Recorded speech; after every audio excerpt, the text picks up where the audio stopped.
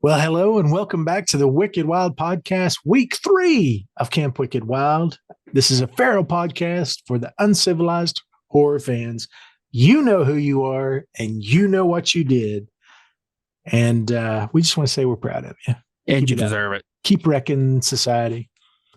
Anarchy forever. We're excited for you. So like I said, we are in week 3 of Camp Wicked Wild. We've got a hot one tonight, as we understand. No host this week. It's just the crew because we've got some family business to take care of this evening. Before we get into that, I'm going to say hi to all my friends while we're still friends. We're going to start up in New York with Jaime. So, Jaime, my question for you this week is, because I've been kind of looking through the theater, looking for something, trying to find something to get excited about. Are there any new horror releases that you're actually excited about this October? No. I know Terrifier 2 is back in theaters in November 1st, if anybody wants to go. It's a year-old movie. Yeah, so let's say that.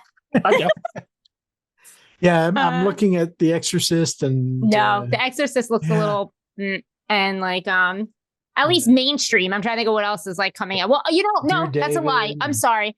I actually want to see Saw 10. All of a sudden I don't care though. Like I've regained this, but not enough to go to theaters, I don't think. I was close. I was very close, but now I'm too busy. So I don't know if we know how quickly things come and go now. Right. So it might be a streaming thing, but Saw is one of those, I love the first one. Don't get me wrong. I think it's a fantastic. It's a formula. Movie. Yeah.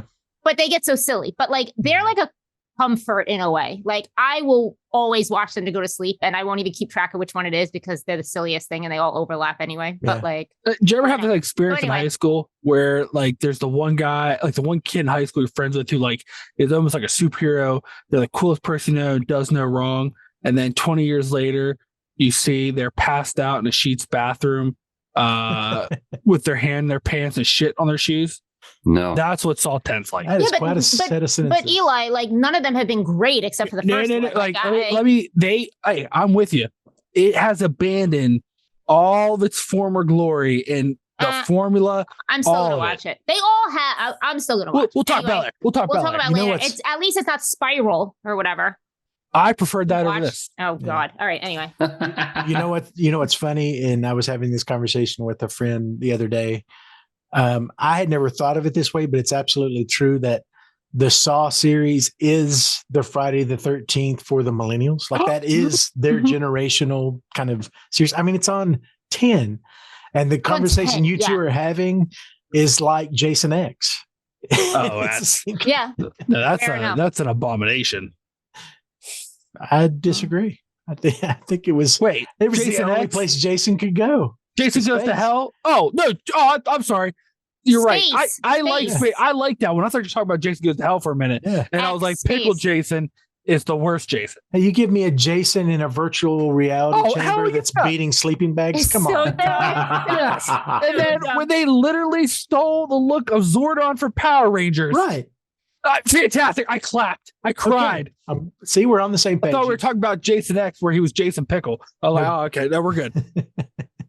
So, and that voice that you hear, being already very passionate, a man who wears his heart on his sleeve, our Pittsburgher, Eli. How's it going? Oh, living the dream. So I did have a thought when I'm watching this movie for the 10th time. Sorry to hear that. But would... you are now our sort of guiding light to everything culty. Yeah, of course. A lot of culty stuff going on in this movie. Would the Children of the New Dawn, would they show up on your radar if you read the story of who they are? And would they make the cut in version 3 of Two Cults and a Lie? I'll be honest, probably not, because this is one of those things where on the front, you're like, man, this is a sick and twisted cult. And then they're like, oh no, they're just meth hobos in an alley fighting over their meth. And it's like, well, that's just not as cool anymore. So for a second, when they first started, I'd be like, oh man, oh, do you hear that? Oh man. And then also it's like, oh, they're just meth hobos. They're fighting over a half-eaten chicken wing from the Bojangles. Oh no, I'm not interested. No, thank you. Now they're just sad. Yeah, now I did have the experience of when we're talking about or learning about Jeremiah and that he used to be a folk artist, a failed musician. I'm like, we learned things about him. Yeah. I didn't know that was. I was thinking of your, and I won't name them because you said they're very litigious, but you know who I'm talking about, the guy who had a premonition on the ship. Yep. The the guy that felt auras through like vaginas or whatever. It was that guy, right? Which that real life cult is. It's not vagina. That's what he was, right? Vaginal massages. Vaginal massages. Yes, yeah. and now because his cult, like they banned music except for his music. His music. Sure. Yeah. But apparently they are rapidly losing followers every year. Not because people realized they were a cult, but people think they're a MLM now. So that's what's taking them down, is that they were an MLM before MLMs were a thing, and now people don't like that. So, hey, it always finds a way, right? Yeah, the boob massage didn't work out the way everybody. No, it's weird. In 2023, people on the street as they're walking don't like it when weirdo people walk up to them and go, "Hey, you seem to be having a bad time. Let me massage your boobs and vagina in a non-sexual way." People don't like the low price of $500. Yeah, I mean, it's going to cost you an arm and a leg to have some guy who sweats way too much and smells way too much and breathes way too much rub all over you. People don't really like that. That's just the thought I had while I was watching this movie. It seemed to have that kind of energy. I mean, it wasn't Gadget Hatch Wrench level, but right. He had some stuff. You know what the difference is between like real life and what that movie was? Like, in this movie, Nick Cage had to go Nick Cage had to go do stuff. In real life, I could literally just play like Taylor Swift or Miley Cyrus and just end it off. There you go. Just chase them away from the airport entrances they inevitably hang out in. Fair enough. And then last but certainly not least, my tag team partner on Team Win this evening. We've got John up in Detroit, Michigan. How's it going, John? It's going. The energy is palpable. It is.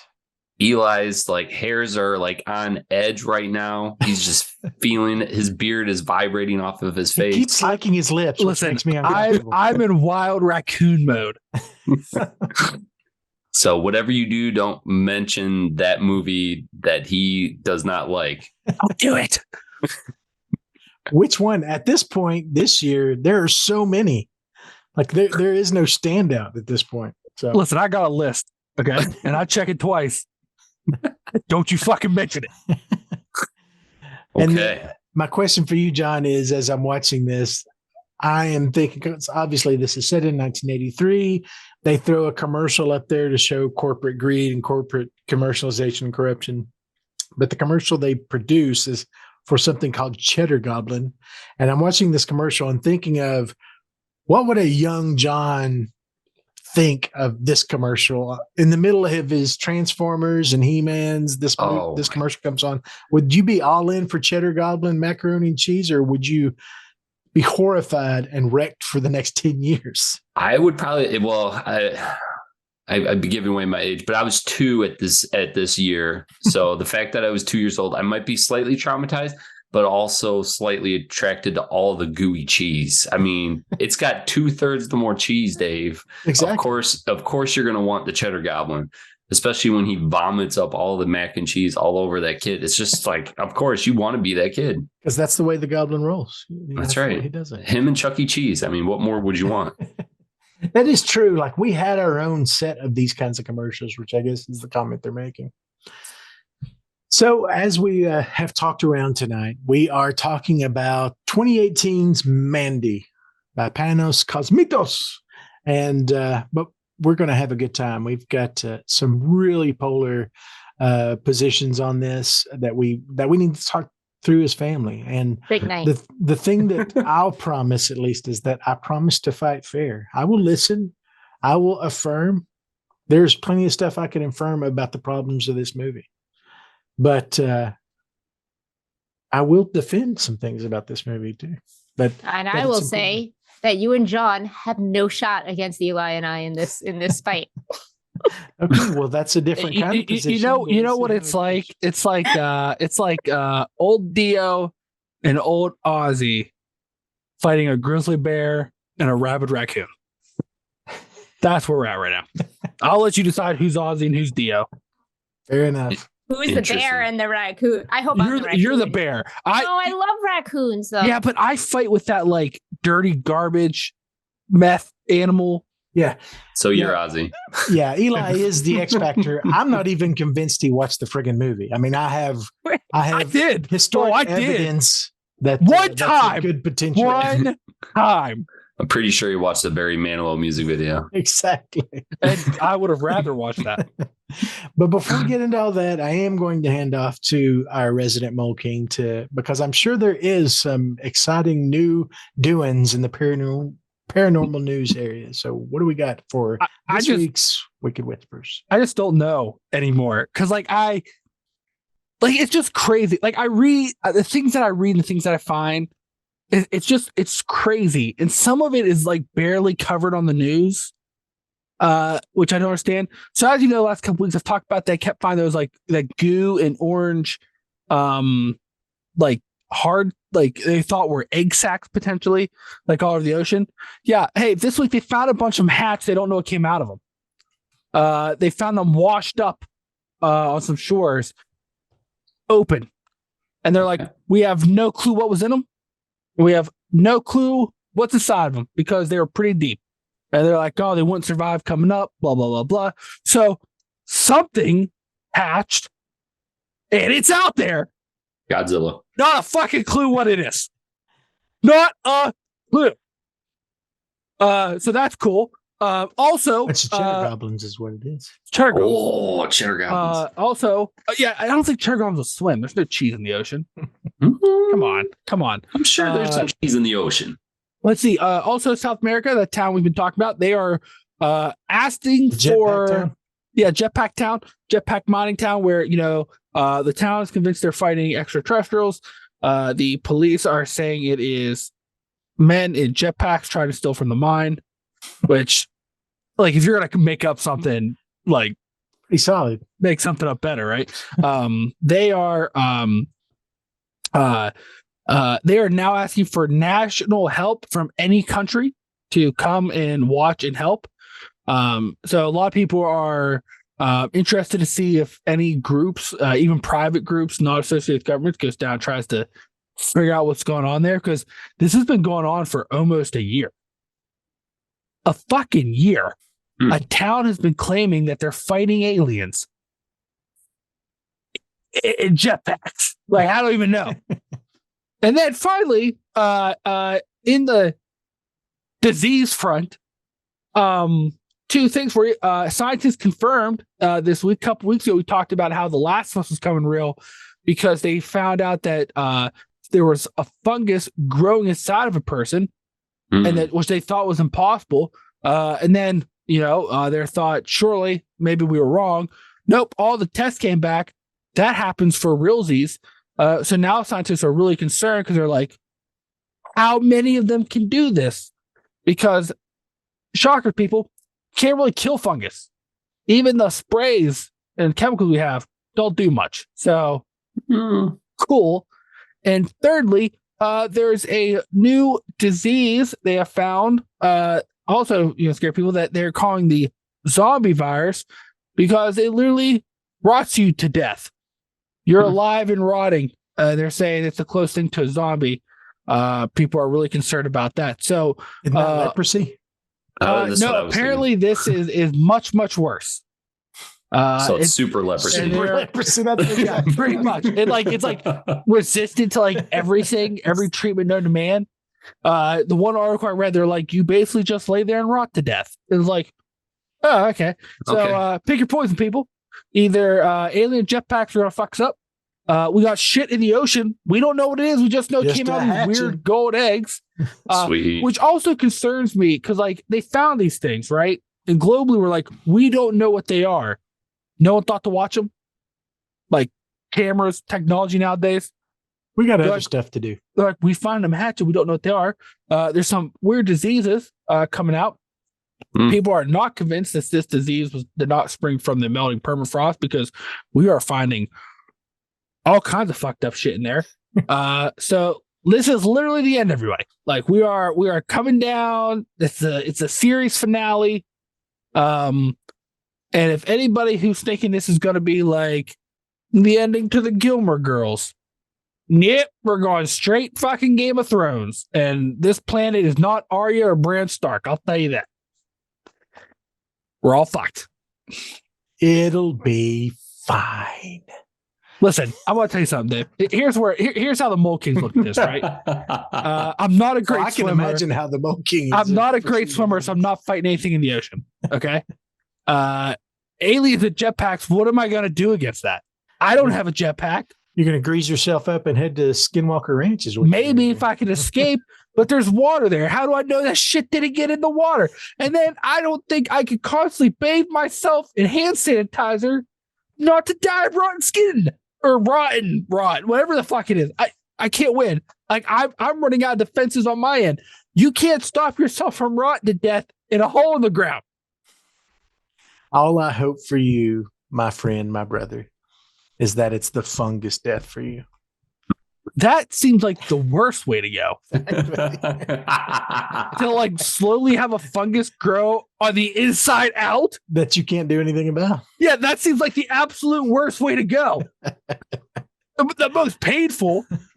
Why would you wish that upon me?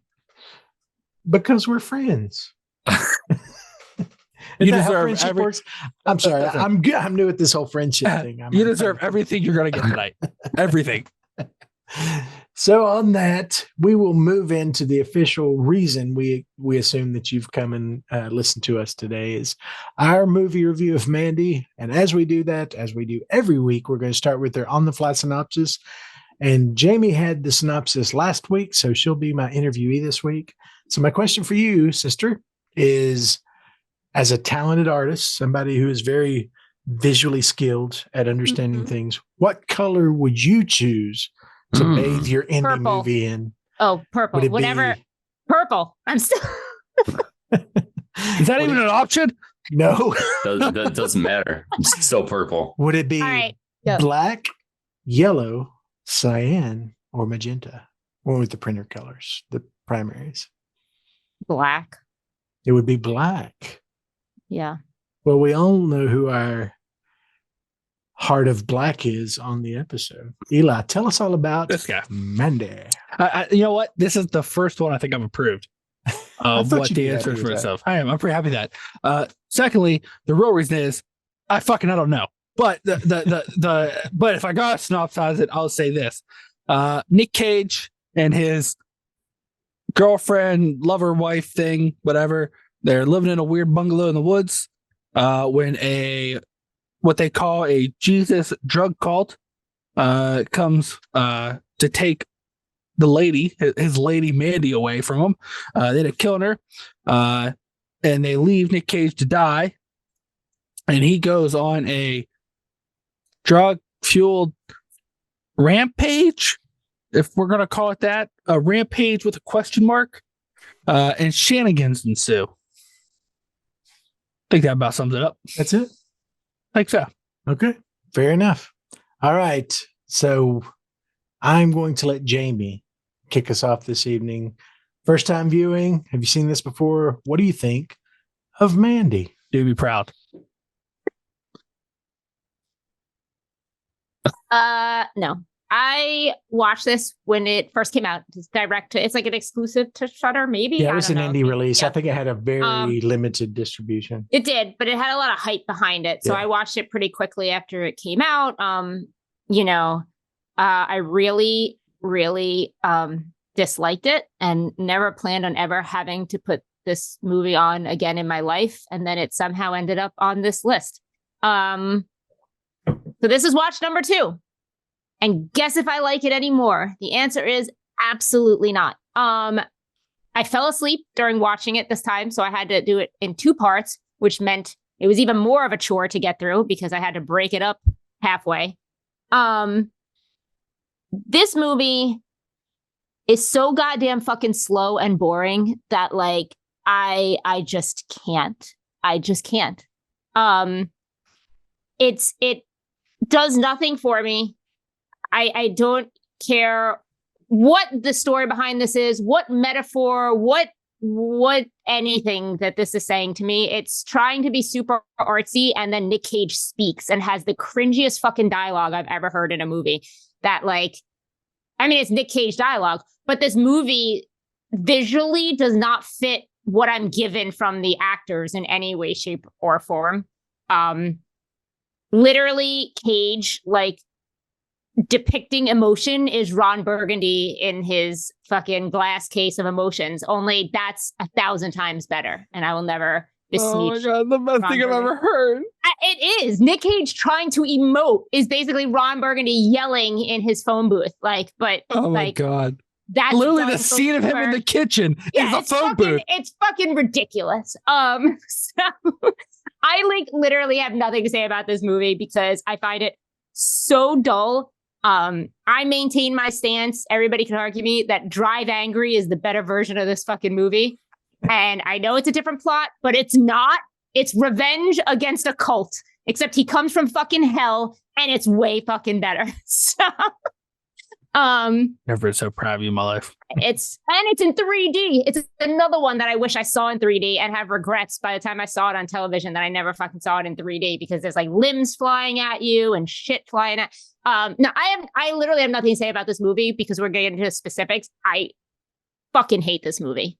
And I now will never have to watch this movie again. And I hate the color red. And if I had to sit through 2 fucking hours of red was giving me was fueling my anger even more than it already is inside. Let the hate flow through you, Jamie. And this movie, I should specify, is fucking 2 hours long, and it has no reason to be 2 hours long. At least a half hour should have been cut off this movie. The end. Fair enough. Woo! All right, John. Have you limbered up? Chalk your hands and I mean, you tapped in.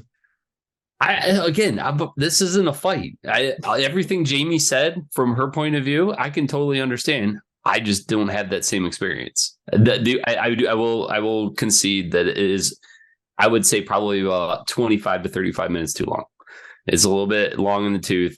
However, this is a movie I do not recommend to anyone. I don't recommend it, won't recommend it. Anybody who ever asks about it, I've talked to 5 people today about like what we were talking about today. And everyone's like, oh, do you recommend it? I go watch the trailer and you'll know if it's for you.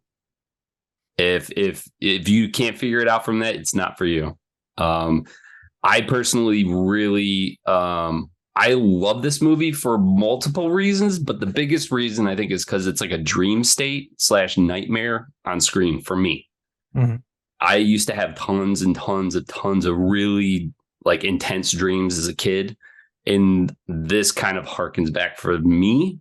I'm not saying I ever had these types of dreams, but like those nightmare biker creeping weirdos, dude. It resonated with you. Oh, yeah. No, like I can't say I saw those specific things in my dreams, but stuff that was like close and terrifying. And I'm a weird person. I enjoy that stuff. So, but no, it's funny is the emotional kind of like scenes that Nick Cage like put on screen. It's like he goes someplace and I could totally see where Jamie's like, this is over the top crazy, but I'm like, I'm kind of into this like weird over the top Nick Cage thing. I can't explain it. I'm not saying it's necessarily good, but I'm here for it. But yeah, I mean, there's so many visual elements. This is one of the most visually unique movies I've seen in a long time. And it's like a black leg poster and an acid trip and a nightmare on screen. And I like it. Fair enough. All right. I guess that's everybody. So I'll give my thoughts on it. Eli, jump in here, man. We've held you back long enough. Let him off the leash. Give him his reins. You know, this is the second time I watched this movie. The first time I did not enjoy. I actually was really excited for when it came out because on paper, everything about this movie I should love on paper. And I remember when it came out, I really didn't like it. And then I watched it this time. and I really, really, really hated it. And I've been trying to describe how I feel about this movie all day, and there's only like the best way I could come up with is I would never want to meet Nick Cage, and the reason being is it's the same way I describe this movie. It would be the weirdest and probably most boring conversation I'd ever have in my life. And after 5 minutes, I would start thinking it was going on way too long. And like that's how I could describe this movie, because this is a movie where whoever there's 3 writers, they all 3 wanted to write 3 different things, and then they all got really high one night, and they're like, "Hey, let's fucking just put it all in one movie." Because that's what you get. You get all this shit of a bunch of like drug-induced fucking thought processes that do not make a coherent movie, which is a shame because there are some scenes I really like the look of like the demons I liked. But like nothing is coherent or makes sense. And then on top of it, it's fucking 2 hours long. And so like it's just dragging, and like Nick Cage's nonsense, like I get it, that dude's got to buy dinosaur bones and stuff, but like, man, he would do anything for a paycheck. And like, I know a lot of people praise him in this movie, but like, you can't have Nick Cage, who is batshit bananas, and then write a movie batshit bananas. Because then, no, it's not false. Because then everything is just bananas. And exactly. And then like nobody knows this movie is not bananas. I'm with you. Like it's not like you put that dialogue in a bananas movie, right? Just dull and doesn't warrant. It doesn't know what it wants to be. Like if you do the interview, the director has provided like 4 what this movie's about, 4 different reasons, and not like, hey, it's all 4. It's like someone asked him one time, he's like, oh, it's about the relationship between God and man, and how sometimes man can reject God. Okay. The next time he's like, oh, it's about the death of my parents. Oh, what? Is that what it is? Oh, okay. Oh, it's about capitalism and how they're, they ravage the earth. Where did the gods of your parents go? And like, so like, and when you watch it, you can see that, which I'm sure we'll get into details, but like, but nothing is coherently provided. And then I think the greatest sin is like they say it's Lovecraft inspired. One of these ass clowns remembered like these weird details about some of and like they sprinkled it in there, but it doesn't go anywhere. It's not really a thing. Like it's the stuff they kind of pull from is like incoherent thoughts that were never finished, and like they didn't really finish them. And then it resulted in a movie that I wasted 2 hours of my life in watching. And I'll be honest, if you said, hey, we're going to put you, Mandy, and Antlers in a room and a gun with 2 bullets, I'd shoot myself twice. I'd never have to watch either one of those movies again. Boom! Roasted. You win? I don't. Yep. I mean, so much for mushroom disease. You know what to do, Dave. Exactly. It's pretty straightforward prescription there. Hey, I don't like take chances. I understand. So Eli's that everything? Yeah, I'm sure we'll get into it more of the details up. But yeah, this movie's shit. I wouldn't use it to wipe my butt. And if you like it, you're a stinky doo-doo head. Oh, that's the part we'll discuss further. So the first thing I'll say about not just Mandy, a film, but films like Mandy, they are nearly impossible to do any sort of cogent review of or critique of, or at least to do it well. The way that we've done movie reviews for things that are much more mainstream commercial. It would be on the same lines of me trying to go and have a serious conversation about politics with an anarchist. I mean, it is diametrically opposed to what this movie is actually trying to do, to be reviewed, to be a critique of it. To that point, though, we're going to do it anyway, because that's what we do on this podcast. So I'm going to share my experience. I'm not going to tell anybody they're a doo-doo head because they hold a different experience. I'm going to share kind of my perspective on this movie. The first one that I'll say is that this movie was recommended by several people because I'm not one of the cool kids. I'm kind of generationally separated from the people who really got excited about this movie when it came out, because they knew Panos and they knew what Nick Cage was doing in this new Renaissance Cage, which this didn't kick it off, but it was one of the first movies that people really started to pay attention to what he's doing. But it was recommended to me from a group of those people that I respected. And I went and saw this movie, and then I went back to several of those people and started trying to have a conversation about this movie, because there were some important things I wanted to talk through and kind of see if I was on an island by myself. What I realized through that process is a lot of people backed this movie because backing this movie was the cool thing to do, that they really didn't have a clue what this movie was about or what it was doing. And I started a lot of conversations that became very short because they said, oh, well, yeah, it's like you said, Eli, it's a picture of death, or it's the transition into spiritualism, or it's the death of organized religion. And I'm like, okay. So, and that's nothing against those people. That's what they took away from it. But I really think that the director and the writers were doing something completely different from something as straightforward as that. I can enjoy a good psychedelic film, and that is different from most people. Most people don't have any place for poorly constructed psychedelic kind of films, and I'm thinking of Enter the Void, Jacob's Ladder, any of those kind of movies that are kind of in the psychedelia. Even Another Cage, Color Out of Space, which is Lovecraftian, but it is much more structured than what I would consider a traditional psychedelic film. But yeah, like I said, Enter the Void, Altered State, Climax, which came out the year after this, was a Casper movie, which is, if you didn't like this, you would hate that movie, because psychedelic films are just a very, very niche within the niche of a subgenre of horror. It's not for everybody. And I embrace that. I like that it's not for everybody, but there are people that I can have some really fun conversations about it, because it is supposed to be sort of a sanitized version of having a psychedelic trip, is what these movies are supposed to be. They're supposed to be kind of structurally unsound. I think, and I guess the first thing I would fight for is I would be interested to hear somebody's argument that said this movie isn't at least beautiful.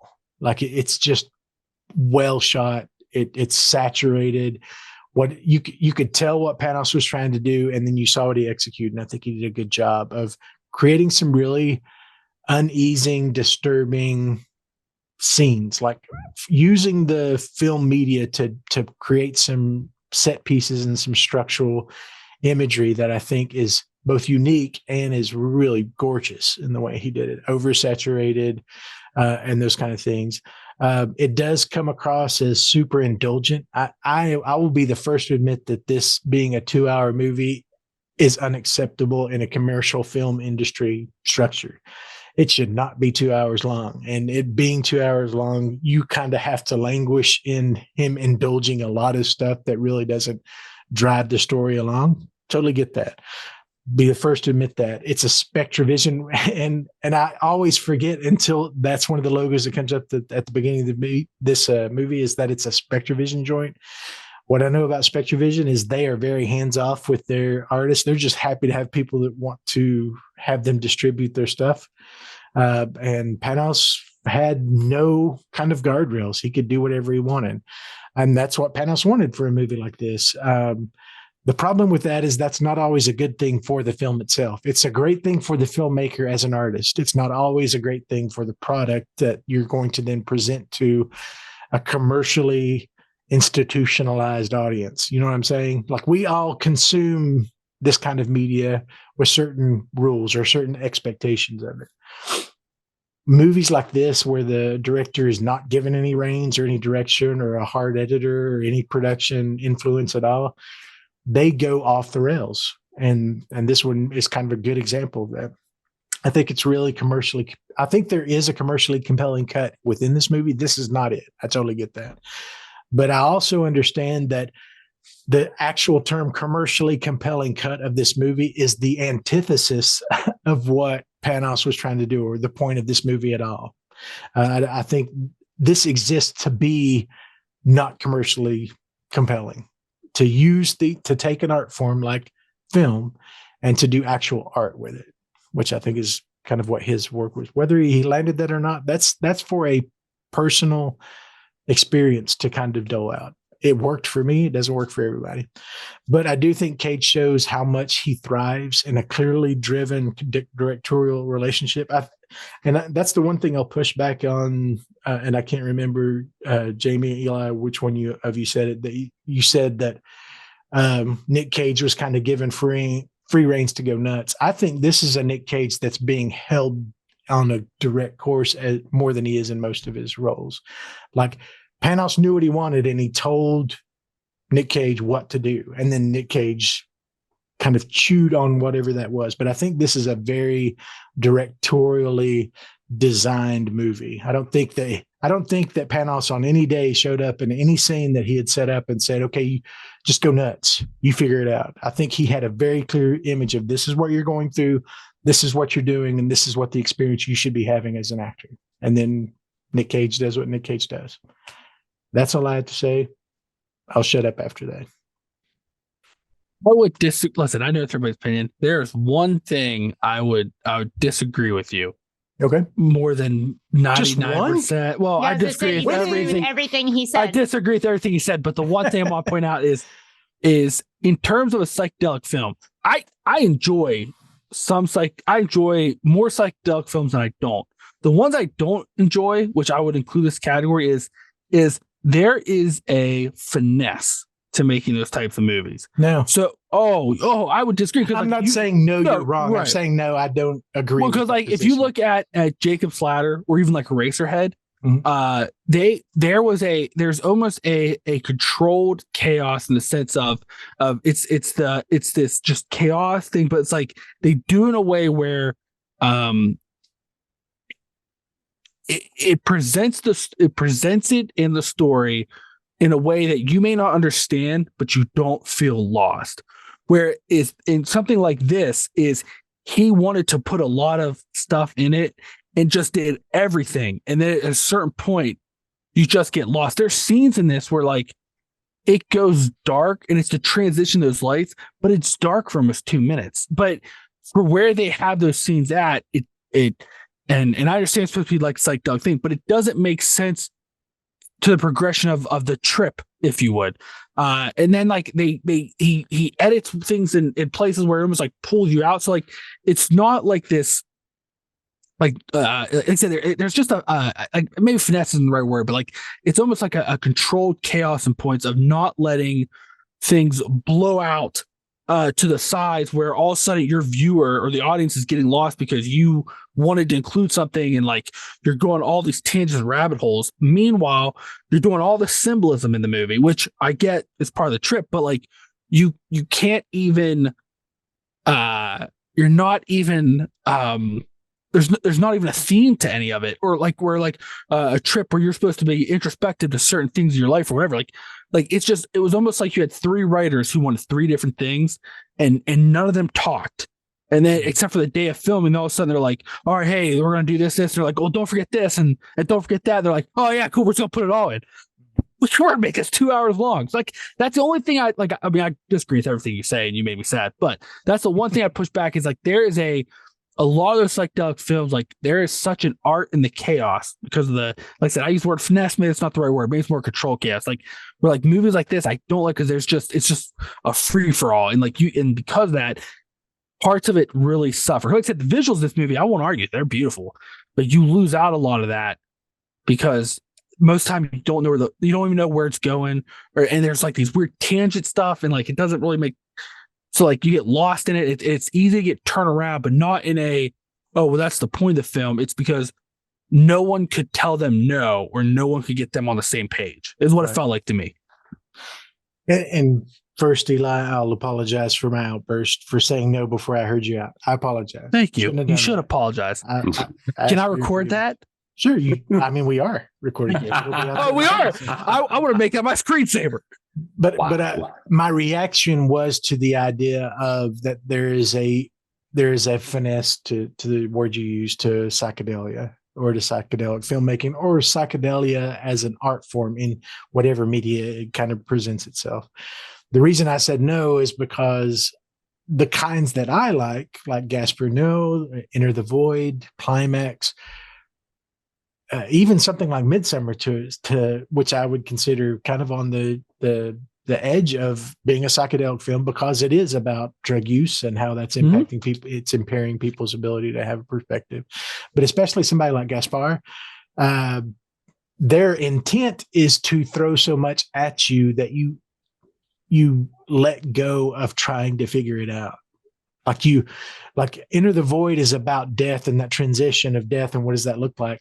He throws so much at you in the first 2 acts of that movie to just exhaust you so that you can just receive what his actual message is. And I think there's a lot of that in what is happening here. Because from my understanding, and we won't incriminate anyone here, but a lot of people who have bad trips on mushrooms or LSD or any sort of psychedelic drug, those that have bad trips generally share the tendency to need to be in control, to need to understand, to need to keep things together. That can lead you, if you ingest something that's a psychedelic, it can lead you to a bad trip, because the whole point of the bad trip, or the whole point of the psychedelic drug, is to release you from the structural norms of thought process and conscious and all those things. If I'm continually trying to put the pieces back together, I can create a sort of a nightmare for myself. And I think when they're well executed, psychedelic art forms do the same thing. Oh, I would agree. Because when they're well executed, like Into the Void, Jake Flower, it's almost like I describe it as a bloom. Like it blooms out. It kind of facilitates that for you without trouble. Where something like this or bad ones, it's like giving a baby an X-Lax and just shitting everywhere. And there's no control. And it's just like, I'm going to shit over here, and then I'm going to shit over here. And especially in the concepts, because they bring, they try to bring too much into this movie. And you can tell none of them really knew, in my opinion, really what they wanted to do or how to do it. But they thought they could cover up those aspects with making this look like a bad trip, which just then hurts more of the movie, because there's symbolism in this movie that don't really make sense and probably shouldn't have been in there because it didn't do anything. Whereas Midsummer, even though, to your point, was like that, but the symbolism was very poignant. And it, even if you didn't know what it is, there was a reason for it there, where this did not feel the same to me, which is the argument I would make. And that's where I think where like the word finesse or like the control chaos I'm trying to strive comes in. Mm-hmm. Like, I don't have to be in control, but if I'm watching it and it looks like, in terms of like nobody's in control, even to the point where like, did anybody look at this movie they edited? Yeah, it kind of makes it rough. And there are gradations of movies like this. I think Midsummer is a very commercial movie that has aspects of psychedelia. Mm-hmm. I think a movie like Tetsuo the Iron Man is, holy shit, what is happening on the other side of the spectrum of psychedelia. I see John nodding. Would you agree with that? Yeah, no, I couldn't watch that movie. That was too much for me. Because it's structurally open. I was like, no, I have no idea what's going on. I'm like, no thanks. Kind of like, I don't know, man. I'm not trying to sound like a square. When it comes to I don't think anyone would accuse you of being a square, Eli. Is it because I'm cool, John? Super cool. Yeah, I'm cool. I mean, it's not as cool as super leprosy, but you're close. All right, fair enough. Because the other thing too, like they try to bring these plot, like I think the other thing that works against them is they try to bring in this like, and maybe I think maybe part of it, I think what hurts too is like the symbolism they try to put in this movie, there's some of it where I'm like, oh, okay. But then some of it, they're so heavy handed and like stumble with it. And it's almost like, oh, we forgot so like, if we're gonna get into it, what did we stumble on? So like, if we look right in my estimation, they're telling there's three like sub stories or like allegories they're telling in this movie. There is the God versus men, and how, and almost the Lovecraftian view of God, new gods versus men, and how men actually have the power versus new gods.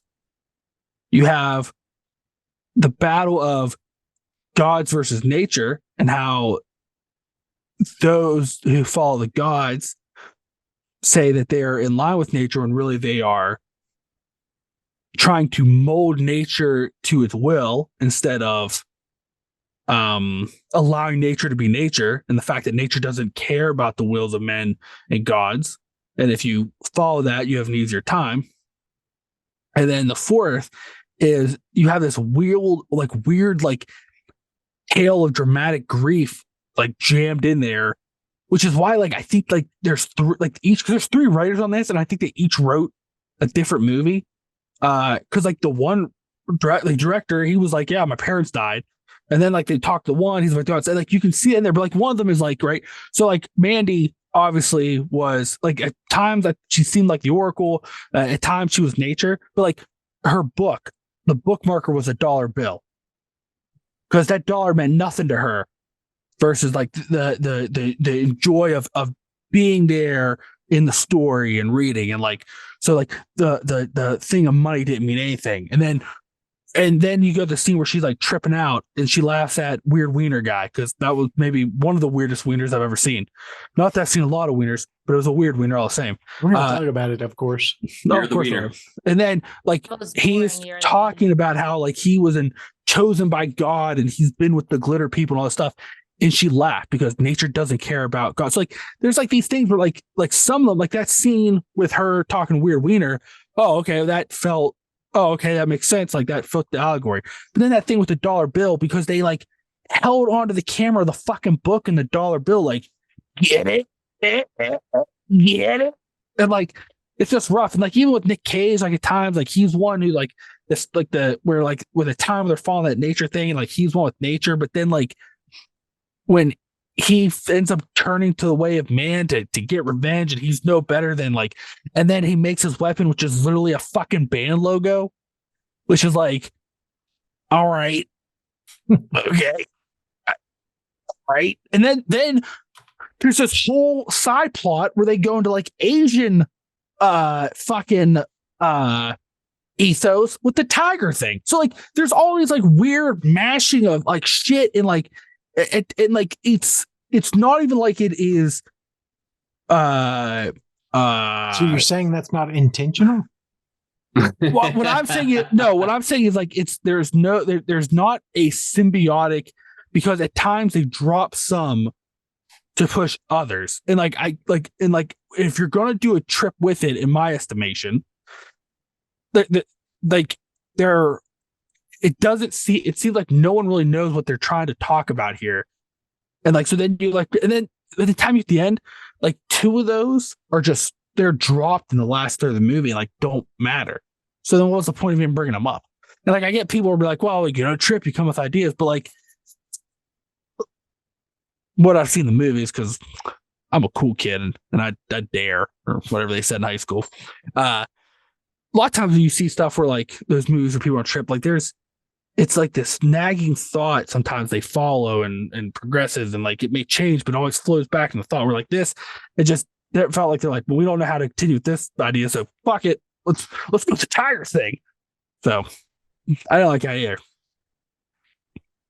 All right, Jaime, John, you've been quiet. I'm gonna hand off to y'all for. I have nothing to say about this movie, because like it's not a movie for me. I loathe it. Like it's just I'm not gonna understand any of the allegory. I'm not gonna understand anything that any symbolism it put in this, because not only do I half the time not get that shit, but the other part is like I constantly just disengaged me. Like I constantly lost interest in this movie. So whether it even followed a thread or not, and it did not, I mean, but even like in my brain, it wasn't anyway, because I cannot engage with this movie. Like every time it goes 3 minutes too long, I'm just like, I'm not into this. I know you said it's beautiful. I don't even find it that beautiful. Oversaturating and overlaying everything with fucking red and like whatever. Like it's not that beautiful to me.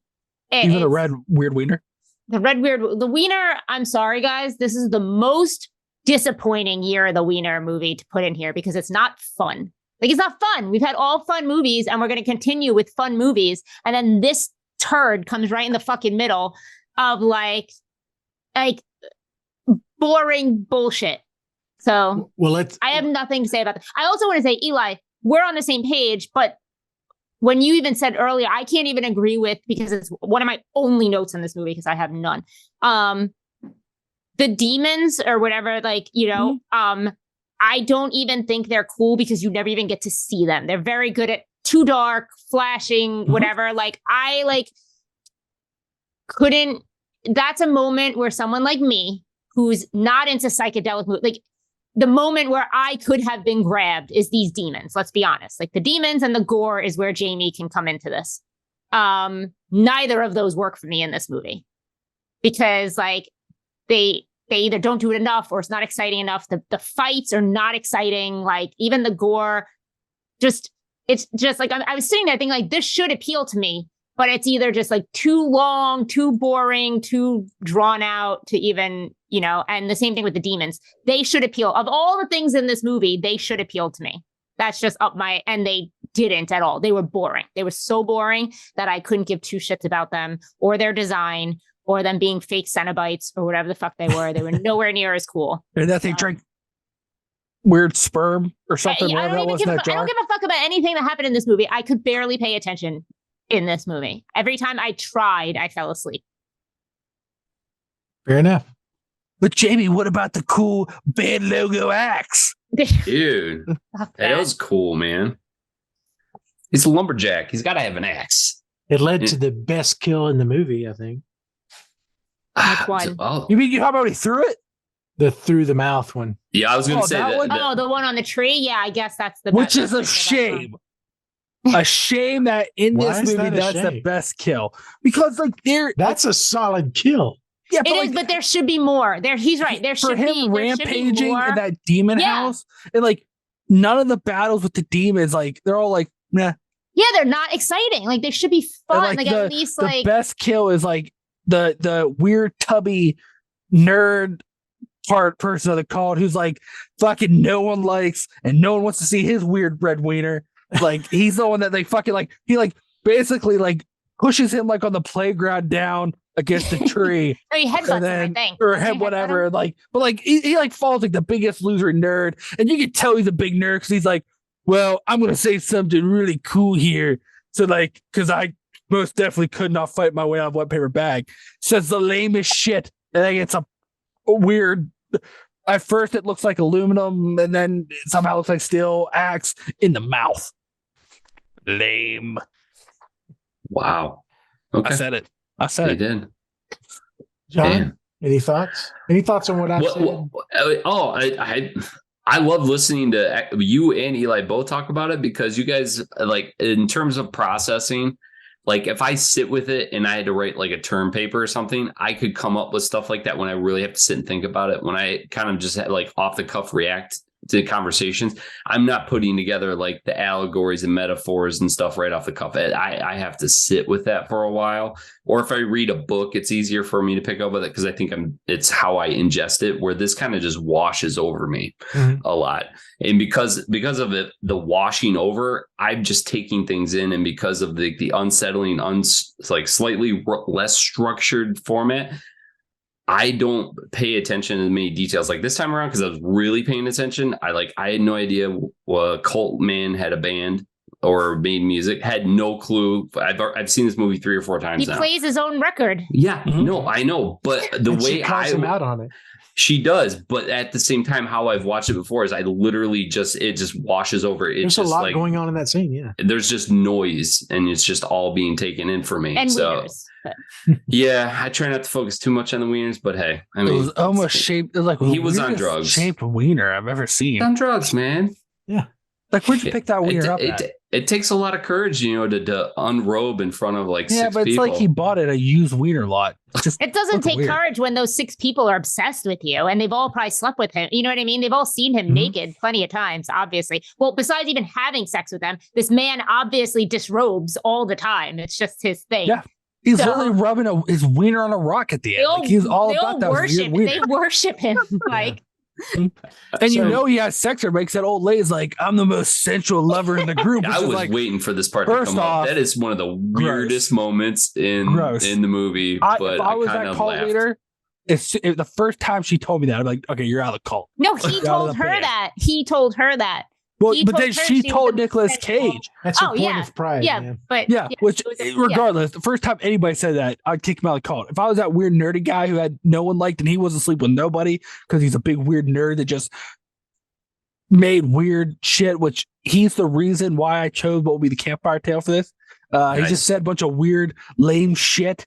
Like, even him, if I was him, I'd be like, okay, you guys you gotta go. Like, you're 900 when you're building years old. a cult, I think you take whoever you can in the beginning, and then you know how when they first call the demons, they weed out the chubby guy. That's what they call. Like, I forget what they call him, but they literally refer to him as the fat guy. Like, they're just like, he's got to go. So that's when you start weeding through. Like, once you get more people, you can cut some of them out. But I think he needs first of all, old lady does everything for him, it seems. Like, she is down to do what the fuck ever. And I mean that in both sexually and whatever other way he might need it. You know you know how I felt during that whole scene where she was like talking about the sex stuff in Nick Cage? I had the same feeling as when we watched Dead Snow and they're having sex while the dude's taking a shit. Oh, I forgot. Oh, we have to bring that up. I had gotten that out of my brain. I had the same just pit drop in my stomach. The outhouse sex. Not enough. Oh, that's right. Hand sanitizer in the world. If I was Nick Cage in that scene, I would have stabbed myself with my band axe just because she touched me. And there was no toilet paper in there. And there's some things you can't wash. No. In Dead Snow? Yeah, I don't think we didn't even get that far because she didn't wait for him to clean up. She literally joined him mid shit. Remember? Yep. Do we need to go through this again? It was the most offensive thing I've ever seen in a movie. And Jamie, maybe you'll agree with me. That's what I feel like watching this movie is like having sex in an outhouse while you're taking a poop. No way. You're gross, you feel dirty, and you question all your life morals when you're done. I don't know about that. Well, let's talk about some of the actual shit that actually happened in this movie. Yeah. Did shit happen in this movie? Because I fell asleep during. I mean, we had a chainsaw fight. Yeah. You had the lamest chainsaw fight. That had an allegory about dicks. Sure did. With the chainsaws. Bigger's not always better. Which is a weird allegory to even include in there. Why? It made it was like this 30-second thing about dick size. Yep. Well, and not always the biggest dick wins. No. Correct. But okay, so then the biggest dick does win. We've talked about the wiener scene and we need to kind of get into it. And if anybody hasn't figured it out already, this is the movie that I put on the Camp Wicked Wild list, and I didn't ask anybody's permission. I just kind of did it, and everybody seemed okay with at least having the conversation about this movie. If somebody came back and said, I have a problem with that movie, or it really bothers me, or I don't want to talk about that, obviously we would have taken it off. But I just kind of put it in there quietly.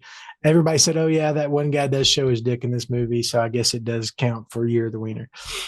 But that's not the reason I put this movie in Camp Wicked Wild for Year of the Wiener. So was it the chainsaws? No. Well, yes, from a broader stance, but this whole movie to me, and again, because it's a piece of art, and to go back to what you said earlier, Eli, I think the whole point of they've been asked in 5 different interviews and they've given 5 different answers for what this movie is. That's what art is. It is whatever. It's not about what the artist's intent is completely. It's also about what the audience is receiving from the piece. And I think in this case, they've been very open to some dialogues of what this is about. Now, I do think they had intent and kind of a direction and a vision for what they were doing. But I think because it is much more freeform and it's much more open, they are totally okay with somebody coming and translating something that's very personal to them from a piece like this. To that end, I think one of the things that I think this movie is very much about is about the change of masculinity. The whole movie is about masculinity and about the toxicity, and unchecked masculinity leads to some really depraved shit. And that people that are even coping with their masculinity, which I think is what Red is. Red is a guy who, in some of the opening scenes, he's a logger. He's ultra masculine, but then he's on the chopper to be pulled out. And somebody offers him a beer and he declines. He's somebody who's trying to keep in check sort of his own demons in a lot of ways. He lives off the grid, but he does not have a healthy relationship with anybody except his partner.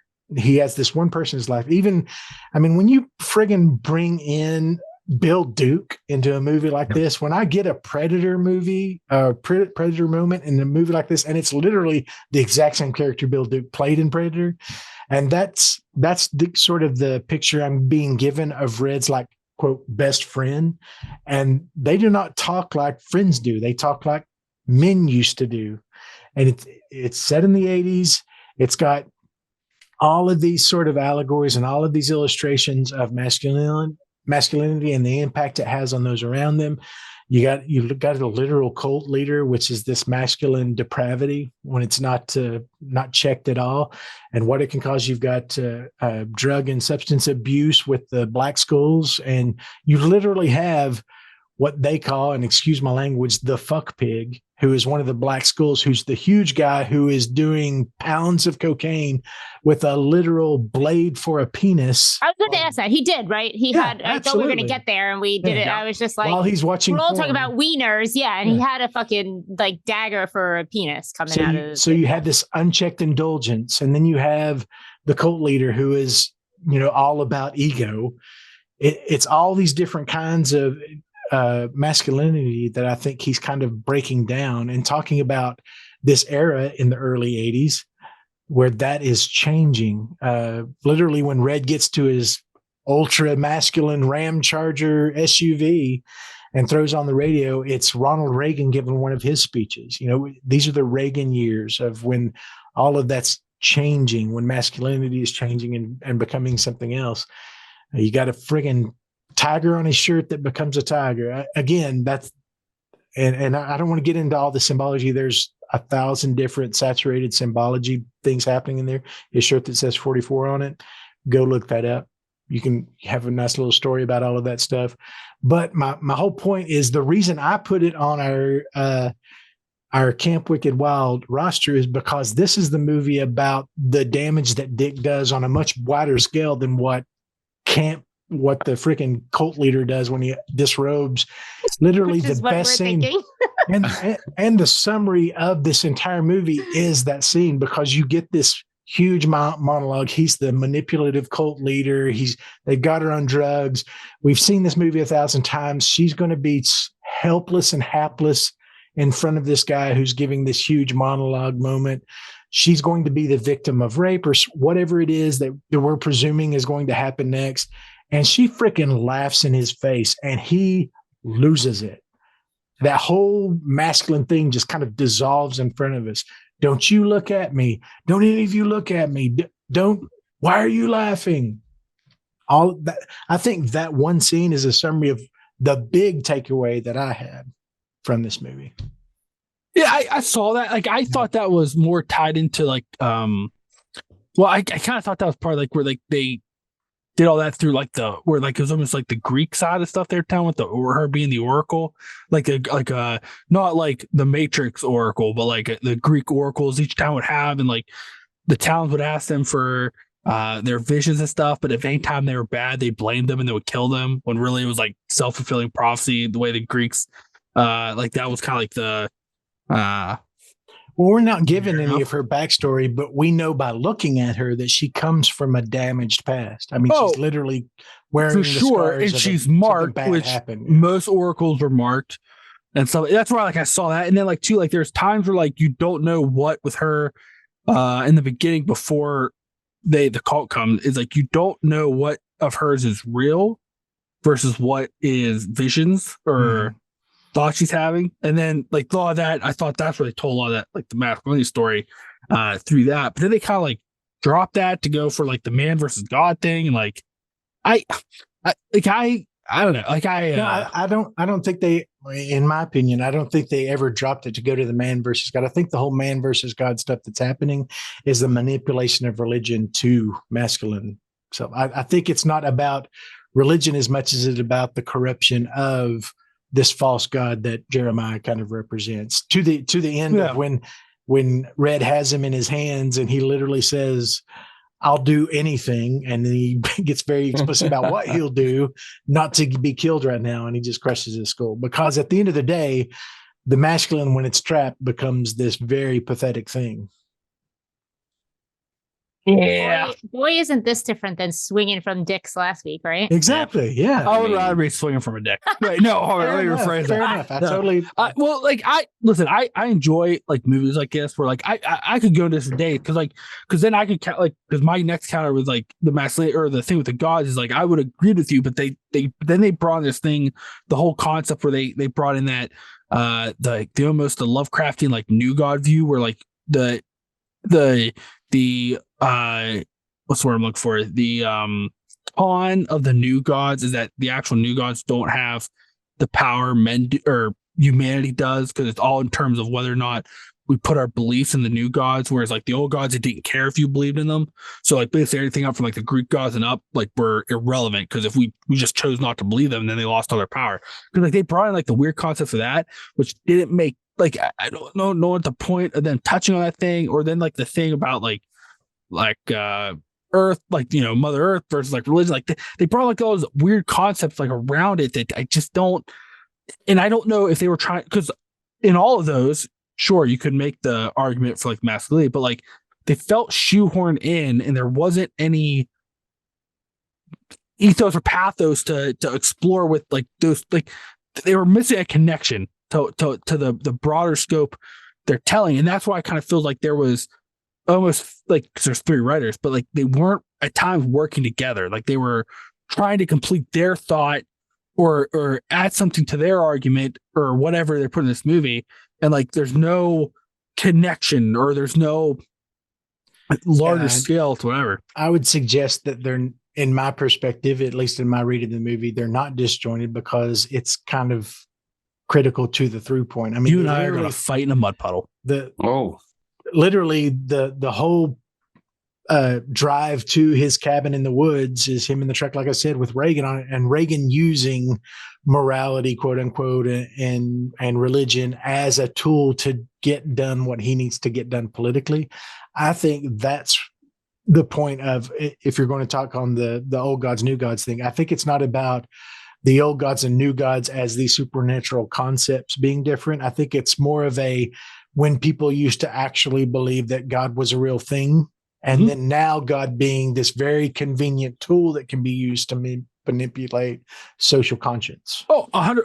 Which I can see that because that whole Reagan tape to me was played into the Oracle, where like this weird subplot being like her actually being the Oracle, because that was the whole. No matter what prophecy she gave, it was a self-fulfilling prophecy we were going to do anyways, and that she was going to get punished for it, which she kind of did. Her visions weren't good. She had that vision of the deer. So like she did not have a good vision, and then she got punished for it. So like it's weird, because like they're all these like weird tangent and like weird. I think that's my issue with these movies, because like they don't. And I'm not saying there has to be a progression or an end, but it feels like they had these points they were trying to make, but like no one really knew what point they were trying to make, and they kept bouncing between all of them. And like you just keep circling a pointless point. And that's my frustration with that movie. Fair enough. I said I will respectfully disagree. but You know what? We're still friends. We're gonna get greased up in Crisco and fight in a pit. Okay. Okay. Do I have to? Do I have a say in this? Yeah, no, you do not. You don't have a choice. You don't have a choice. Interesting. At the end of the day, I think I will not defend, and I can literally look at Jaime and even John at this point, and it's like you're having to watch this movie again. I know this conversation is not compelling to you at all, so we won't make you listen anymore. But I will say, just from what I like about psychedelic art forms like this, and they're not all for me. I mean, Enter the Void pushes me. Tetsuo was not for me. I mean, I watched the whole thing, but it was not for me. But the ones that I enjoy, like Climax and Jacob's Ladder and those kind of things, what I enjoy about them is when you as an audience realize that the narrative and the story structure are unreliable, you're left with really no recourse than to just accept what's going to happen. Now, and that's easier for some than others. And some people just, that's not fun. That is boring. That's a waste of my time. And I cannot defend that you're not right. I totally get it. If you're not having a good time, if you're not up for that kind of thing, then it's not for you. And that's why even the ones that are commercially viable are a very small sect. In psychedelic film as an art form is a very, very small niche of a subgenre of horror or any other kind of art form. It's never going to make somebody $1 million. It is a place, though, that somebody can do some really compelling storytelling. That's all I'll say. Fair enough. I guess. Hey, Jaime, let's never watch this piece of shit again. I'm not. I will never make you watch this again. And I'll even go so far as to say I apologize on behalf of being the person who put this on the list. It was a lame wiener. Fine. It's important to me. I understand that I made you all watch something for me. It's like it's totally fine. I don't care that this is like on the list. I'm not ending friendships here, but I mean, you did make Eli and I stronger, which might be a problem for you guys. But what I'm saying is, like, Dave, you are really good at identifying when there's a Jaime movie or not a Jaime movie. And I think you could hands down say that this movie is never not even close to a Jaime movie. But so much so that I can't even offer insightful commentary or criticism because it is just so far out of my wheelhouse. Yeah, that I'm just, and again, like I could not engage with it. Like, so it's just like, well, and the funny thing is, I promise you, I put it back on even after I fell asleep. I did get through it. I did watch it. I watched the right movie. Sorry, Eli. Yeah. But like, well, we're not coming to me all of a sudden. We're choosy. I know it's hard though, because that thing, it's just so good that you did not watch the right movie. We can't let this go for like a while. At least all of the camp, it has to stay. Make a T-shirt about that. I can't believe you watched. You even watched the right movie. But anyway, yeah. So it's just not something that like. Well, but to be fair, Jaime, you know, there is, you and I have had conversations like offline just as friends. I know that you consume a lot of media that's out there. Like you like some manga that I would consider psychedelic manga, and you like some books that they're not told from a traditional story structure position. Yeah, it's a different mindset. Yeah, though. It's just and maybe there's a psychedelic kind of movie I can get behind that's just batshit like insane. Midsummer. This is not batshit insane. This is just.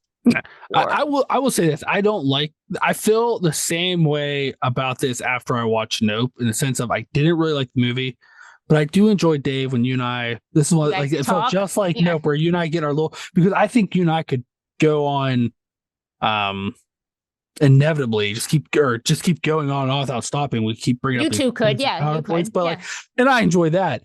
And John and Jaime would just disconnect. Yeah, we'll just go to sleep and come back when you guys are right. You guys are done. Would I ever now? Do I enjoy the process of watching the movie? No, I don't. And was I angry that you made me watch it? I was, but and I feel better. Apologize. Not enough, and I feel better that like when you and I do our little, we do our little thing. We because I think you and I enjoy that. Sure. I enjoy that part of it, but I'll never go back and rewatch this. Not even if there's a fire. I don't think anyone's asking you to. Yeah. Well, you guys asked us to this time, and I was very upset about it. Yeah, and I'll take the pressure off John. This is all me. Dreading it. Oh, I mean, no, but John, when it came on our list, John said, "I love that movie," and I was and like, this is tag team tonight. So if one of you's at fault, both of you are at fault. Oh, okay. True C's. Okay. Yo, we need a True C's shirt, Jamie. That's what we need. Just two fingers on each side. Almost looks like they're pointing at our nipples. Right. But it's like two fingers. Or like the steps to True C. Step 1, step 2, repeat. So to step back from the ephemeral stuff, let's talk kind of practical about the movie. Let's at least have a closing conversation that could the stuff I can get involved in a little bit. Exactly. What are your favorite scenes? I mean, even if you hate the movie, was there? Okay, so there is no scene in this movie. No. The tree they got when you got. I guess that was the best. Okay. The tree scene. The That's a great kill. Yeah, and it's literally like the Mouth of Sauron kind of scene. It's the guy who is always sort of the consigliere to Jeremiah, getting it right in the mouth as he's saying some really filthy things about Mandy. Satisfying. What about you, John? I got a couple. Me personally, I think that one of the more, I guess, entertaining scenes for me was like the use of a horn to call a demon gang. That's pretty awesome. That's pretty metal. Then there's the forging of the axe, which I know, Eli. I know it's too manly for you to handle. I'm the manliest person here. What are you talking about? But to that point, John, there are so many like straight out of heavy metal porn kind of scenes in this. Like we've got so many like what I have to assume, and I haven't seen all of the black metal album covers, but there are so many album covers on display in this movie. Oh yeah, it's just 80s dark fantasy books. Like holy I was gonna say, surprised how many fantasy elements didn't pull you in. I mean, there's named Blade. That's because they sprayed shit all over them. It's all about the poopy. Okay. It always is. But the best exchange, and it's not a particularly great scene, and I didn't remember hearing this before, but it stuck with me, is when Bill Duke asks him, "What are you hunting?" And he says, "Jesus freaks." And he goes, "I didn't know they were in season." It's awesome. See, this is the dialogue that I was just like, holy fucking shit. It is pretty cool when he throws the old lady's head, though. Yeah. I forgot about that. Yeah. Except we don't get to see him kill her, which again, like that would have been more fun. Like I get then you don't kind of have that scene, but I could do with both of them. Show me you kill her, then throw the head at the guy. See, that's you want Damien Leone to do a movie similar. I want Damien Leone to do everything. We know that at this point. That's an easy win for Jamie. Yeah. What about you? But what's his face on it also, and we're good. It's weird. You talk about Evil Dead guy. Yeah, thank you. My brain is. I've been through a lot lately. I don't know if I have a favorite. They're like a lot of visuals. Like there are visuals a lot. Like I like some of the visuals with the demons, how it was like dark, but they have the red background. Like the kind of like shit, like they were in hell or whatever. Even some of the stuff that they stole but didn't matter, didn't go anywhere. Like some of the Lovecraftian stuff, like that big, like that big wasp that stung her in the neck. But that's a like deep cut Lovecraftian like thing, and like, but like it just didn't like. But then I just like it's weird because I really liked it and I thought it looked cool, and it didn't go anywhere. Didn't compel you. It didn't matter. Even the end, like, which like I have thoughts about why, but like the last scene where he's driving away and you kind of see where he's at, I was like, oh, but it didn't matter. So I'm like, all right, like. Cool, I guess, but like, so like, it's weird. Like, there's some visuals I like, but I don't know if I can say fair because like I feel that they frustrate me more on the back end. Like, they give it to me, and I'm like, oh, and then they're like, oh, by the way, it's got baby shit on, and you're like, well, that's unnecessary. It's almost like that was the construct. You know what? That to trigger your masculine perspective in a tantalizing way. And you know what's weird? Shit on it. I have a concept. Okay, liking a big bug, not masculine or Lovecraft stuff, but I have a big construct for him. right Did you see there. this- There see you the go. size of the stinger on that. book? That construct is for the writers and the director. You know what? Here's one for you too, Nick Cage. There you go. Wow, I'm so sure aggressive. sure they'll lose a ton of sleep over that. They should. I hope they feel it in their bones right now that the Mole King is displeased. I So can for hear the me- email thread now. Oh yeah, that's Mhm. the rantings that would happen.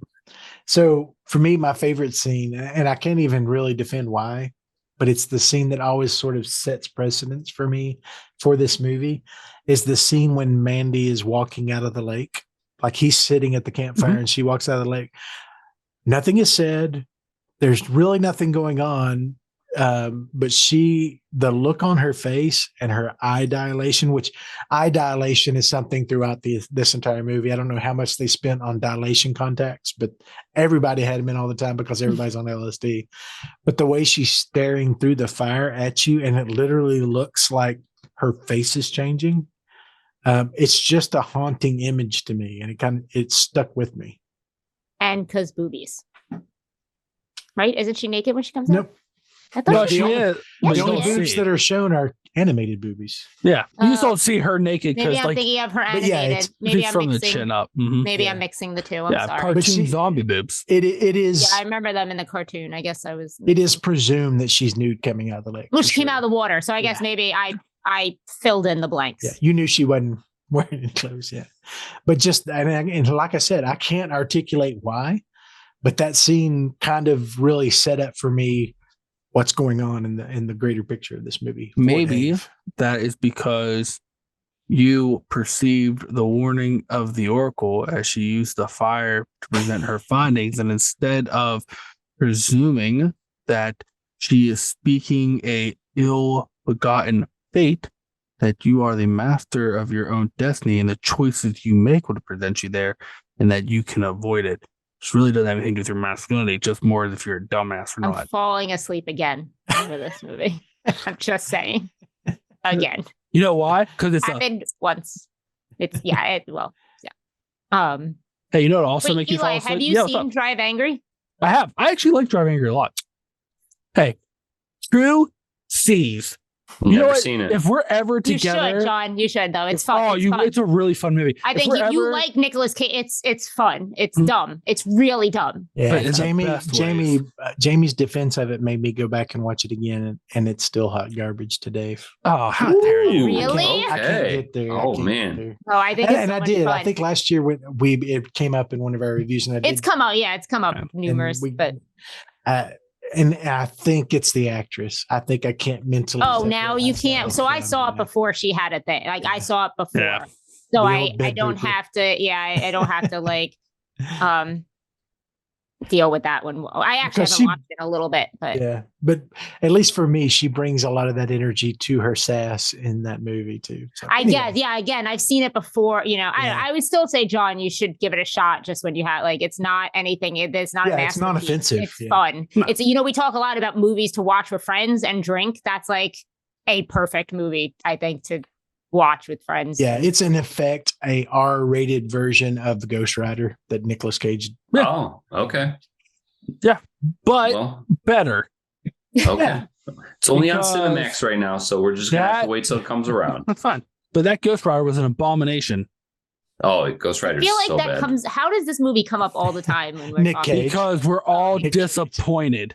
Every comic book But we fan don't do it on Nick who Cage was movies, so excited that Ghost Rider is being made into a film Ghost Rider's one of the coolest went characters in to comics. theaters and was sadly disappointed as they So not I hear. only murdered Johnny Blaze and made him shit, they somehow made the That was devil poop. lame. They made demons lame. They made motorcycles lame. They made wearing a leather jacket lame. They made fire lame. They made the circus lame. Okay. They somehow made Reel Evil in. Knievel lame. Eli, Sorry. it's okay. Sorry. It's okay. Sorry. It's I'm all sorry. right. Take a Okay. breath. Take a So shot. any other? It sounds like we've said our piece. Any other On- thoughts on Mandy? No, I Uh, got nothing. Yeah, even if I was in a room, they Ah. said, watch this or we'll drown you. I'd be like, well, fucking, I've had a good run. Okay, but I've gotten two good options out of it. Hey, Yeah. Mary, Both just let us involve know. being in a room and then given an option. So again, I do, and you've heard enough of us. If you've listened to our podcast for a while, you know kind of where you align on people. If this movie is for you, if it is for you, it is available on Shudder. You can go kind of check it out and make, draw your own opinion. The whole point is not for any of us to be right or wrong, in my opinion. It's that we have perspectives on kind of what we experience and how the art form of film impacts us as individuals on the podcast. If there's somebody here that that you relate to on a regular basis to their perspective, and good luck on that, because every episode there's a different set of teams of. There's a different alliance I think Jamie, you and I've been aligned for a while, I think. Yeah, y'all were right in alignment on Piranha. Yeah, you listen. That doesn't count, okay? Doesn't count. He didn't watch the movie. How dare you? You have to watch the right movie to be aligned. You know what, John? Don't need your sass. Today is my birthday. And you're gonna come at me like that on my birthday? No, this of course, Eli because you would do the same. We've been aligned a few times on liking. This is our first hatred. This is our first alignment on hatred, I think. So really? It felt good. Yeah. Hatred. I know I hate a lot, and I know I'm very vocal and loud about and passionate about my stances, but I've only gone ham on Blair Witch and Midsommar. I think I could be wrong. And Wicker he Man. likes and what? Wicker Man. I think I didn't even really care. But you were not. Yeah. It was a non-starter. I was not. Oh, and the other one that you guys fucking like that I can't the Boggy Creek that you made me fucking suffer through. So Boggy Creek. Fine, but Eli was on the other side of all those. So and then he passionately hates Antlers, which I just didn't give two shits about. That movie. That's the beauty of our relationships. I mean, we have found a path through our very diametrically opposed. I mean, if you look, when we first started this podcast, Jamie and I was on the opposite side, like the first year. So much so that there was multiple episodes where I had a running joke that John was stuck in her closet. Oh, that's right. Yeah. And John she was forcing him we were always to agree. Yeah. And then the truces happened. And now look at us. Just became a. Yeah. Well, and it's been a year. And I think at this point, Eli, if you don't mind, I think we can be honest and transparent with our audience that there were several nights that after we stopped recording that Eli would call me just bawling his eyes out because of the way that Jamie personally hurt him. I had to send him an apology card. Listen, when I had to send him apology cards. the awful things she said about the Blair Witch, I didn't know if I was ever going to get over.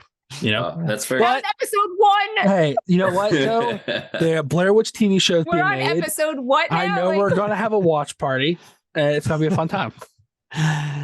We're going to move into Dave's Critter Corner. Any guesses? Yes, it's a tiger. A wasp. Starling? It's not the wasp. I couldn't figure out what the wasp was.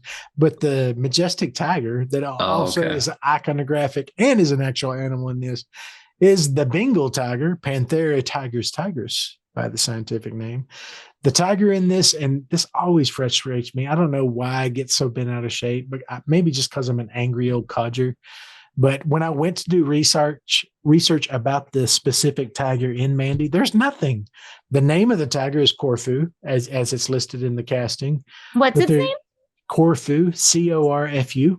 And I think that's a place like in the Middle East somewhere. Oh, is it? Yeah. Probably India. But anyway, couldn't find out what the gender of the tiger is, how old it was, or any of the fun stuff that I would have cared about. So we need better representation, Hollywood, on the animals that are carrying your daggone art forms. The tiger was doing its job. It deserves its day in court. That's all I'll say about it. But as far as the Bengal tiger as an overall species, it is the largest species of tiger in the world. Lifespan in the wild of about 15 years. In captivity, they can live to be 20 to 25 years. The thing that breaks my heart is about 70% of the world's entire wild tiger population can be found in the Indian subcontinent at this point. Like 70% of all wild tigers are in that or are just in India. All species of tigers are either endangered or extinct at this point. All tigers. I want to make sure that I get that point across. All tigers of any species are either endangered or completely extinct at this point. They're massively powerful animals capable of carrying their kill twice their size, like a water buffalo, up to a mile away from where they made their kill. They are not social animals. They're very much like bears in that way, that they don't run in packs. They have mating territories. They can claim hunting territories as large as 200 square miles, which is why they've had a real struggle with humanity, is because they will claim as an individual tiger an area as big as 200 square miles as their hunting area. And they're very aggressive about defending it, which makes them a target for hunters and those people who are farming and move into those territories. They can make them problematic relationships. They are amazing swimmers, apparently. I didn't know that. But apparently a tiger is a fantastic swimmer. Their favorite prey are antelope, wild boars, deer, and water buffalo. Tigresses give live birth to a litter of 3 to 5 cubs at a time. They are apex predators. The only reason they're endangered is because of human impact. There is nothing environmental and nothing ecosystem-wise that has caused them to become endangered or extinct. It's all us. So congratulations, humanity.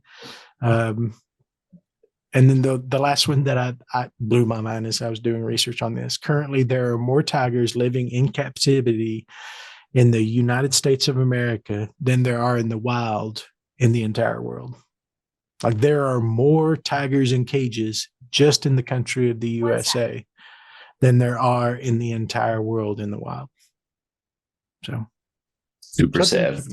Sorry to continue to keep this episode ending on a downer, but that's that's your Bengal tiger. So and, yeah, I'm going to shut up my phone. Yes. I'll take that out. Yeah, I was taking over, people. I must have said something. The it's coming. So, Eli, what are we following up Mandy with on Campfire Tales? Well, after watching this movie, great movie. And it's really dark throughout the lot of the film. It's dark concepts, and you have an asshole that gives the worst fucking limericks and nonsense he speaks when he does bad shit. So I thought, who better to talk about than Jack the Ripper? Ooh, because that asshole wrote some stupid letters, and they were all limericky and stupid. And I don't know if the film would, but the comic book would definitely qualify as psychedelic art form. From Hell? The From Hell? I'm debating in my head right now. I think so. Yeah, I agree with that. Anyway, sorry for the nonsense. All the connections. I agree with that. So we're going to be talking about Jack the Ripper and how he's an asshole. Some people argue he came from hell, and he wrote a bunch of letters that were limericky and made him look like a huge douche. So I went on a Jack the Ripper tour when I was in London. Did they read the letters to you? They might have. I really don't really remember. Because when I know we went past the alley from Harry Potter, and that interested me sometimes more than the Jack the Ripper. I feel like you will find it is very fantasized. When you get down to it, he was a weird dude obsessed with uteruses for some reason and wrote letters that he thought he was like fucking Dr. Seuss, but they weren't good. Yeah.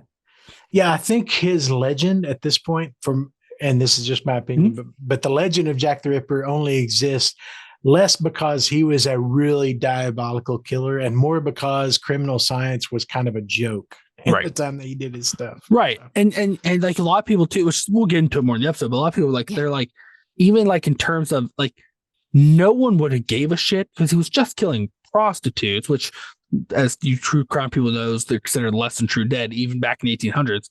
But it was the fact that he was just leaving them in the streets, like in the open, one, that no one else noticed, but two, like police were like, well, I guess if they're in the streets, like we should do something. That doesn't look great. And like, even at that, they were kind of dragging their feet until they started getting these letters like, hey, assholes. They're like, he's marking us now. So you can look forward to that just in a few days. That'll be coming out on Thursday as this episode comes out on Monday. So we'll be talking about Jack real soon. If you enjoyed the show, we do ask that you subscribe, rate the show, give us a comment in your review on whatever podcasting platform you use.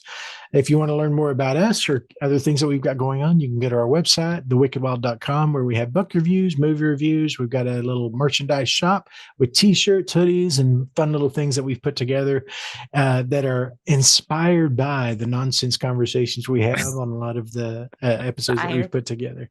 So you can go there and check that out. If you want to follow us on social media, we are on Twitter at Wicked While We Are, Slasher, which is the horror only community that you can download at Wicked While We Are, Instagram at Wicked Wild Pod, and then we are on YouTube. If you need to see our smiling faces as we rage love on each other, you can go to YouTube and just look up the Wicked Wild Podcast and find us there. If you have any questions, feedback, any thoughts, I'm always excited to get any of the feedback that we get on the podcast. You can send me an email directly at podcast@thewickedwild.com.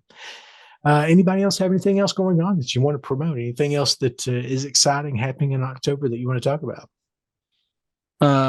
Be prepared for some future campfire tales, because I'm heading to Salem to seek out the dark truth. And who knows what I may find there. Say goodbye to your wiener then, Eli.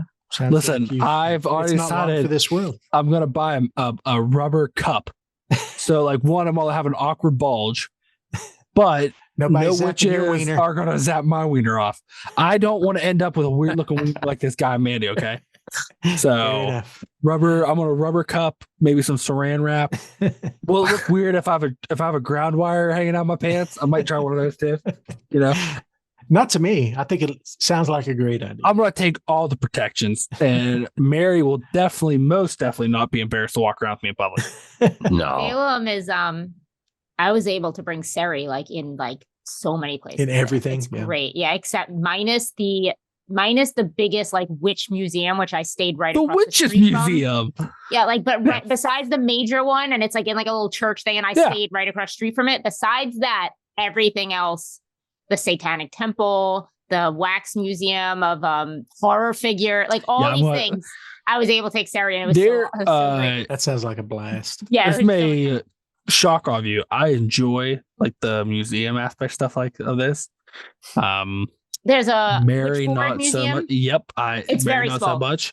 I think the back of a store. When we said we were going, and this week she was like, "So what do you know? Kind of what to do?" And I was like, "Yes."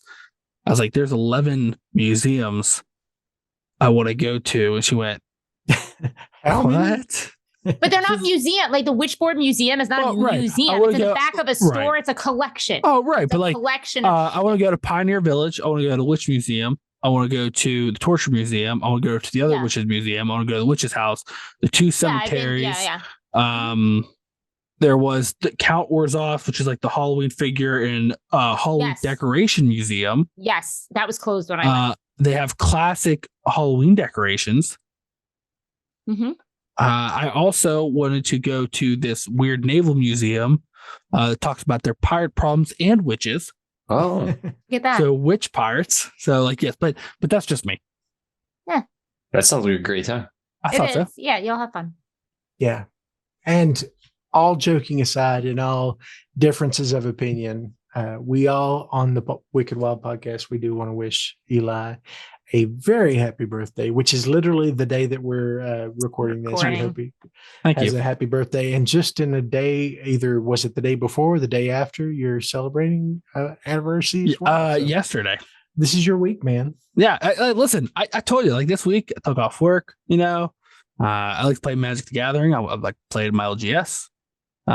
You look healthier. That's all I'll say. I know you were on the edge there for a while, but listen, it's weird not being in hell. What that does for your skin tone. I built some Legos. I wouldn't know. I ate some food. Just kind of meandered around. It's been a good week. It's only Tuesday. Well, we do hope that you enjoyed this episode. We'd love to hear your feedback. If you didn't, or if you have a contrary opinion to any of us, I think we were all over the map ourselves. So we'd love to get your feedback. But as we always say here on the podcast, there's a reason the Appalachian Mountains make people so happy.